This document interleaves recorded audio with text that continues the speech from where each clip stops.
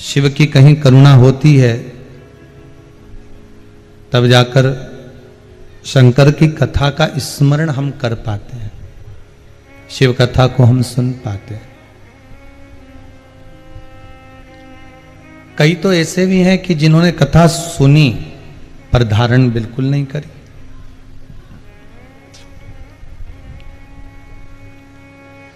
मान लो शिव कथा सुनने चले भी गए, शंकर की कथा में पहुंच भी गए, पर धारण भी तो करना चाहिए। उस कथा को अपने जीवन में उतारना भी तो चाहिए। और जब तक शिव तत्व को अपने भीतर नहीं उतारोगे तब तक शंकर मिलेगा कैसे?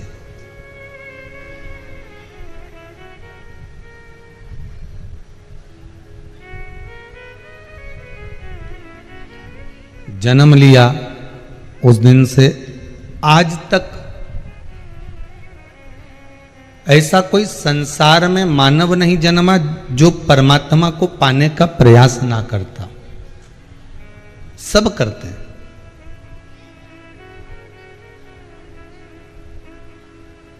कई लोग कहते हैं ये तो पूरा ऐसा है कि कभी भगवान के मंदिर नहीं जाता, भले ना जाए। कोई कहता है कि ऐसा है, हमारी बहू ऐसी है, हमारी सास ऐसी है, कभी भगवान का भजन नहीं करती, भले ना करे। आप किसी के ऊपर उंगली ना उठाइए। शिव महापुराण की कथा कहती किसी के लिए कुछ ना कहिए, क्योंकि परमात्मा ने जब जन्म दिया है ना, तो ये जितनी जो श्वासें दी है हमको, इस श्वास में अपने आप ओम का शब्द देकर भेजा है कि तू भगवान का भजन करेगा ना करेगा, स्मरण करेगा ना करेगा, नाम जाप करेगा ना करेगा, पर यह पक्का है कि तू जो श्वास ले रहा है उसमें ओम निकल रहा है, उसमें ओम का संबोधन चल रहा है। फिर क्यों ढूंढने जाएं हम? कहां जाएं? एक पत्नी गुरुजी के पास जाकर बोली, गुरुदेव मेरा पति ऐसा है कि कभी भगवान का नाम ही नहीं लेता, मैं उससे बड़ी दुखी हूं, पर मैं भी विचार कर कर बैठी हूं कि उसके मुख से राम का नाम तो निकलवा कर ही मानूंगी, चाहे कुछ भी हो जाए। अब उस पत्नी ने अथक प्रयास कर लिया, सब कुछ सोच लिया, विचार कर लिया, प्लानिंग कर ली कि नाम निकलवाऊंगी, पर नहीं निकला। अंत में वो हार गई और उसके मन में आया कि अब मैं क्या करूं। रात्रि को सोई, पति के शरीर में कुछ कष्ट होगा तो पति ने मुख से कह दिया हे राम। बस पत्नी खुश हो गई। दूसरे दिन सुबह पंडित जी को भोजन कराने के लिए बुला लिया। ब्राह्मण देवता आप आइए और आकर भोजन करिए। आज ब्राह्मण देवता ने पूछा कि ना तो आज अमावस्या, ना आज पूर्णिमा, ना कोई एकादशी, ना कोई द्वादशी, ना कोई चतुर्थी है, ना कोई तीज है, फिर आज तो आपका व्रत भी नहीं है कि आप ब्राह्मण को भोजन करा रही। पर बात क्या हो गई ऐसी कि आज आपने इतने सारे ब्राह्मणों को भोजन करने बुला लिया। तो पत्नी बोली मेरा एक काम हो गया। क्या? आज मेरे पति के मुख से राम का नाम निकल गया। अच्छा ठीक है। अब पति ने देखा कि ब्राह्मण भोजन कर रहे हैं, स्मरण कर रहे हैं, तो पति ने पूछ लिया अपनी पत्नी से आज क्या है जो ब्राह्मण भोजन कर रहे हैं इतने सारे? पत्नी बोल रही है तुम्हें नहीं मालूम? नहीं, आपके मुख से आज तक भगवान का नाम नहीं निकला, पर आज जब रात्रि को आप सो रहे थे, थक कर विश्राम कर रहे थे, तब आपके मुख से निकल गया था हे राम।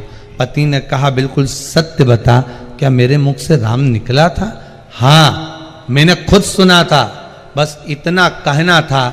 और पति ने कहा यदि राम ही हृदय से निकल गया तो अब जीवन रखने से कौन सा फायदा है? जिस राम को मैंने संजो कर रखा था,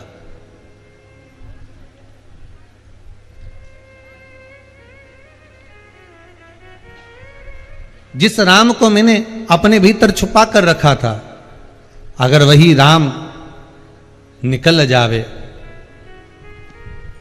वही राम इस हृदय से, इस चित्त से, इस वृत्ति से बाहर हो जावे, तो ये शरीर रखने का फिर लाभ क्या है?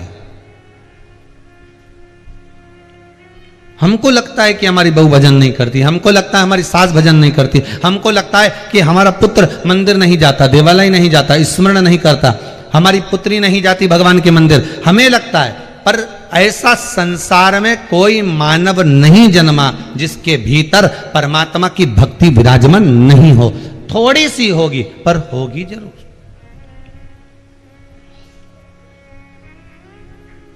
हो सकता है उसको ये सब ठीक नहीं लगता हो। मंदिर जाने से क्या होता है, व्रत करने से क्या होता है, कथा में स्मरण करने से क्या होता है। हो सकता है उसकी चित्तवृत्ति में ऐसा भर गया हो कि यहां जाने से क्या होता है वहां, पर यह पक्का है कि अगर वो कथा की बात कर रहा है, अगर वो मंदिर की बात कर रहा है, अगर वो सत्संग की बात कर रहा है, अगर वो भगवत स्मरण की बात कर रहा है, तो उसके भीतर भक्ति जरूर है।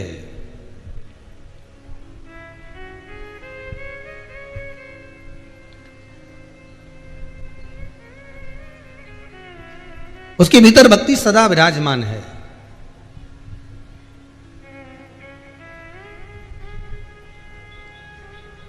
बस उस भक्ति के होने से भगवान की प्राप्ति ही है।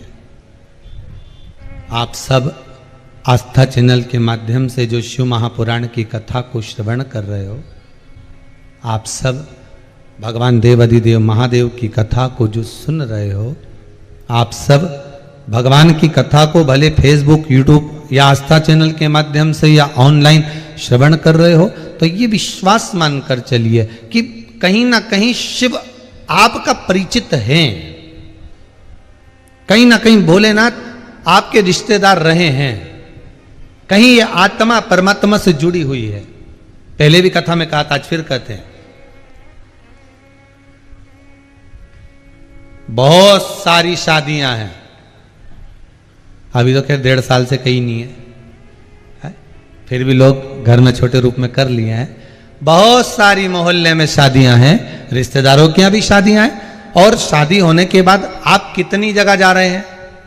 2 जगह, 3 जगह, 4 जगह, 5 जगह। आप जब 2-4 जगह जा रहे हैं तो आप किसके यहां जा रहे हैं? जिससे आपका स्नेह, प्रेम बहुत ज्यादा होगा, आप उसी के यहां पहुंचोगे। बोलो सही है कि गलत है? जिससे स्नेह ज्यादा है, जिससे प्रेम ज्यादा है, जिससे वात्सल्यता, जिससे करुणता ज्यादा है, आप उसके यहां शादी में पहुंच रहे हो। अब इतनी शादियां, और शादियों के बाद भी अगर कोई परिचित के यहां, कोई अन्य व्यक्ति के यहां पहुंच रहा है, तो उसका प्रेम उससे ज्यादा है, उसका स्नेह उससे ज्यादा है। बस यही शिव पुराण कहती है। सारी दुनिया को त्याग कर,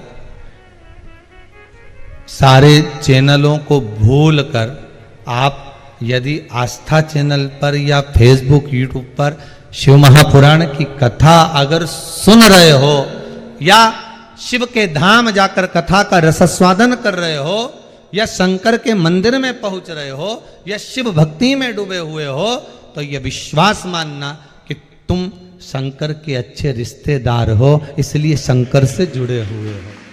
आप शिव के रिश्तेदार, आप शंकर का अनुमोदन अगर कर रहे हो तो शिव के पूर्ण तरह से आप शंकर के हो और शंकर आपका।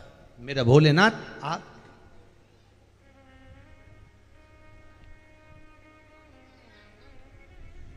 शिव आपके, और देवाधिदेव महादेव जब एक बार आपके हो गए तो संसार की ऐसी कौन सी वस्तु है जो आपके पास में नहीं होगी?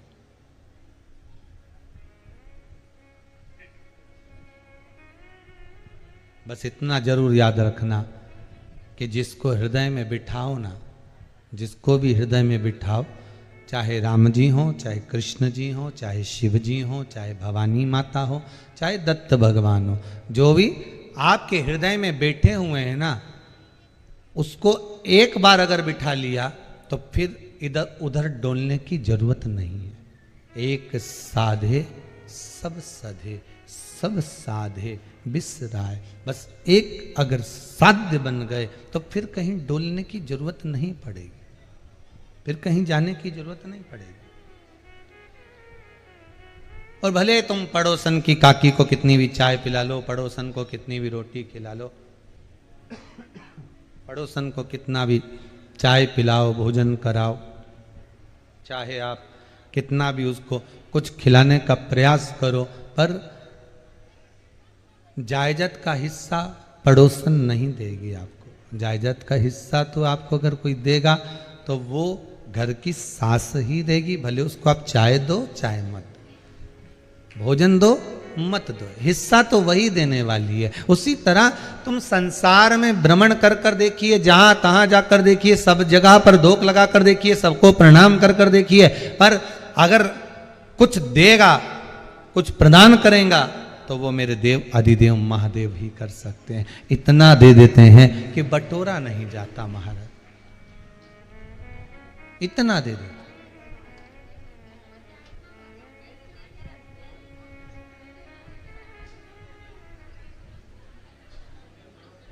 वो कहे कि वो देता है,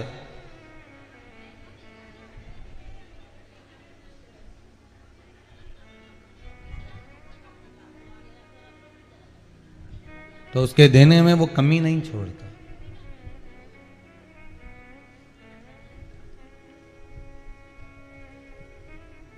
लोग कहते हैं कि भगवान को प्राप्त करने का सबसे सुंदर तरीका कौन सा है? दुनिया के लोगों के भीतर एक प्रश्न हो जाता है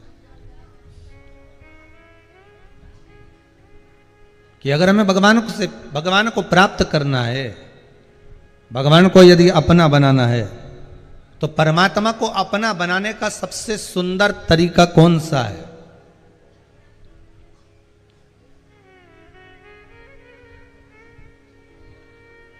क्या तरीका हो सकता है? तो कहा दुनिया का परमात्मा को अपना बनाने का सबसे सुंदर तरीका है आपका निर्मल स्वभाव, आपका निर्मल भाव। और जिस दिन इस मन से कपट, छल, छिद्र, बेईमानी, प्रपंच, झूठ सब बाहर निकल जाता है, सब कुछ बाहर चले जाता है, निर्मल व्यक्ति का जब स्वभाव हो जाता है, तो परमात्मा क्यों ना मिलेगा? भोला नहीं है दूर, भजन करो भोला मिलेगा जरूर, मिलेगा।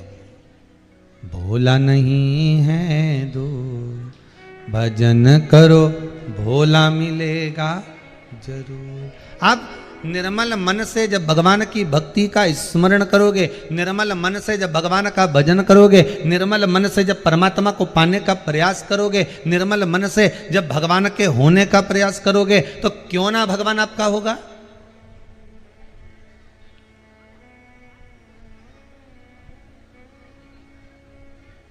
एक तरफ से रोटी सेक कर, आप में से कितने लोग हैं जो खाते हैं केवल एक तरफ से सीखी रोटी? कोई खाएगा? अरे बोलो तो जम के नहीं। दोनों तरफ से रोटी को जब सेका जाएगा तब रोटी लोग खाएंगे। अर्थात शिव पुराण भी ये कहती है, आप एक तरफ से तप रहे हो, आप एक तरफ से भजन कर रहे हो, आप एक तरफ से शंकर जी को पाने का, शिव जी को पाने का, मेरे ओघड़दानी को पाने का, मेरे त्रिपुंडधारी को, मेरे त्रिकालदर्शी, मेरे कैलाशी को पाने का प्रयास कर रहे हो। एक तरफ से आप प्रयास कर रहे हो कि रोटी पक जाए, पकेगी, पर दूसरी तरफ जितना आप तप रहे हो शंकर को पाने के लिए, शिव कहते हैं तो चिंता मत करना, जब मैं पलटूंगा और मैं तुझे पाने का प्रयास करूंगा तो रोटी जब दूसरी तरफ से पलटी जाती है तो नीचे की जो रोटी थी ना पुरानी, वो ऊपर फूल जाती है। बोलो सही है कि गलत है? एक तरफ से आपने रखी, फूली क्या? नहीं, पर दूसरी तरफ से जैसे ही पलटकर आपने उल्टी डाली, जरा सा उस पे कपड़ा फेरा तो रोटी फूल जाती है। भगवान कहते एक तरफ से तू तप रहा है, एक तरफ से तू तपन कर रहा है, एक तरफ से तू मेरा भजन कर रहा है, एक तरफ से तू मेरा स्मरण कर रहा है, एक तरफ से तू मेरा नाम जाप कर रहा है, एक तरफ से तू मेरा कीर्तन कर रहा है। पर चिंता मत करना, इस कीर्तन का फल, इस कथा को श्रवण करने का फल, जो रुद्राक्ष शिव महापुराण की कथा तू सुन रहा है, किसी भी भाव से किस कारण सुन रहा है ये तू ही जानता है। पर जिस भाव से तू श्रवण कर रहा है, तूने तो एक तरफ से रोटी को सेक लिया। पर चिंता मत कर, जैसे ही मैं पलटूंगा वैसे ही मैं तुझे रोटी को जैसे फुलाते हैं ऐसे तुझको भी मैं ऊपर की ओर उठा दूंगा। तो चिंता मत करना, बस मेरी भक्ति, मेरा भजन, मेरा स्मरण, मेरा कीर्तन, मेरा नाम जाप, मेरा मन स्मरण, बस आप जितना भक्ति में रम सकते हो साहब। फिर निवेदन करूंगा मेरे शंकर भगवान को, मेरे ओघड़दानी को, मेरे त्रिकालदर्शी को, मेरे कैलाशी को, मेरे अविनाशी को, आपका बहुत सारा धन वैभव नहीं चाहिए, आपका बहुत सारा धन वैभव मेरे बाबा को नहीं चाहिए।